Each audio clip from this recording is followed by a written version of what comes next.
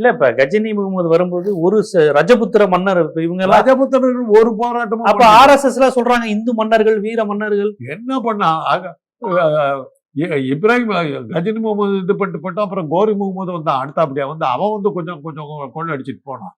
இவனுக்கு 2 பேர் போனதுக்கு அப்புறம் ஹூனர்கள், அந்த அட்டிலா செங்கிஸ்கான் அந்த இனத்தை சேர்ந்த அந்த ஹூனர்கள் வந்து படையெடுத்துட்டு இருந்தாங்க. ஹூனர்கள் எங்க அவனும் ஈராக்குறாங்க இல்ல அவங்க எல்லாம் மத்திய ஆசியால இருந்தவங்க. இப்ப இருக்குது கஜகஸ்தான், கஜகஸ்தான், அதெல்லாம் அந்த இடத்த ஆரியர்கள் அங்கிருந்து வந்தாங்க இல்லையா? அங்கிருந்து வந்தவங்க தான். பிரேரி புல்வெளி, அந்த புல்வெளியில வந்து மாடு மேய்க்கிறதுக்கு வந்தவங்க தானே.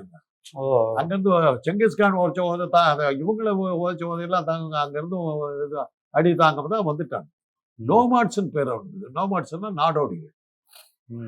இவனுக்கு எப்படி வந்து அவனுக்கு முஸ்லீம் இப்ராஹிம் லோடி தான் வந்து படையெடுத்துட்டு போன பிறகு பாபர் கிட்ட சொல்றான், அந்த நாடு ஒண்ணுமே இல்லாம கிடக்குதா, நல்ல வளமான பூமி அப்படின்னு. பாபர் அதை கேட்டுப்பட்டுக்கிட்டு வந்தா பானிபட்டில் தான் யுத்தம் பண்ணி உள்ள நுழையிறான். டெல்லிக்கு பக்கத்துல உள்ள நுழைஞ்ச உடனே யாரும் தடுக்கிறதுக்கு ஒருத்தர் இல்லை. உடனே நாம ஏன் அங்க போய் திரும்பி போகணும், இது நல்லா கங்கை யமுனை எல்லாம் ஓடுது, இங்கே உட்காந்துடலாம். பாபர் தானே மன்னரா முடிச்சு. பாபர் வந்து இவங்களோட தொடர்ச்சி தான், கஜினி முகமது தொடர்ச்சி தானே. இல்ல அவன் வேற செங்கிஸ்கான் அந்த வகையில் கிழக்கு செங்கிஸ்கானுக்கு அடுத்து தைமூருடைய வம்சாவளி தான். பாபர் கொஞ்சம் மங்கோலியரா? அதான் இவங்கெல்லாம் மங்கோல்ஸ், அதனாலதான் மொகல்ஸ் பேரு. ஓ, மங்கோல்ஸ் தான் முகல்னு மாறு. அதனாலதான் கஜினி முகமது ஆரிஜின் வேற. அதுவும் அவன் இவன் வந்து அந்த தைமூரனுடைய கொண்டு பேரணும். அது மாதிரி கொஞ்சம் சீனா இது. தைமூர் ஒரு தடவை வந்து அடிச்சுட்டு போயிட்டான்.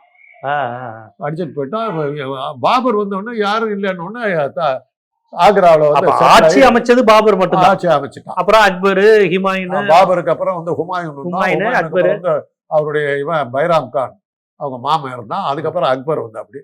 அக்பர் எல்லாம் இவனுக்கு ஒண்ணுமே ஃபைட் பண்ணல. அக்பர் வந்த உடனே இப்ப கொஞ்சம் நாட்டை பிடிக்க ஆரம்பிச்சா. காஞ்சிபுரம் அவர்களும் வந்ததான் சொல்றாங்க அக்பர் காலத்துல.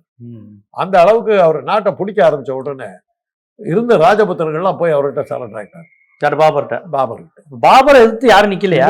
ராஜா இப்ராஹிம் லோடி தான் சண்டை போட்டாரு. தோடர்மால் இவங்க எல்லாம் ராஜபுத்திரர்கள். தோடர்மால் வந்து ராஜா கிட்ட போய் வேலை கேட்கறான். என் தங்கச்சி அழகா இருப்பான்னு சொல்லிட்டு அவ கல்யாணம் பண்ணி இப்படியே சொல்லிதான் வேலை கேட்கறாங்க. அப்படிதான் கல்யாணம் பண்ணிட்டான். தோடர்மால் ஜோதிபாயை கல்யாணம் பண்ணிட்ட உடனே ஜோதாபாய் வந்து கொஞ்சம் கிருஷ்ணரை எல்லாம் கும்பிட வச்சு இதெல்லாம் பண்ணாங்க.